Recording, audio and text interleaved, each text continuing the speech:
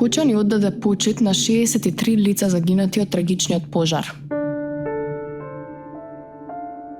Тишина, солзи, скршени срца. Прирано згаснаа 63 млади животи. Млади луѓе што требаше да живеат, а не да станат бројка. Стотици семејства останаа со празнина што никогаш нема да се пополни. Почит беше оддадена и на Иле Гоцевски, возач на итната медицинска помош, кој кобната ноќ 11 пати превезувал повредени до Скопје. Веројатно починал од тага. Вистинскиот данок за ваквите трагедии се брои со години.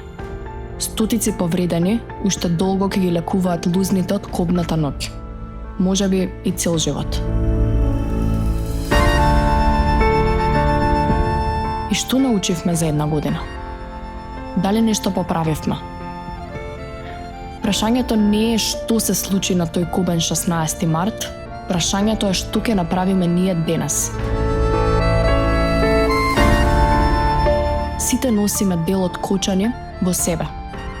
Споменот е важен, но промената е уште поважна, а таа е во секој еден од нас.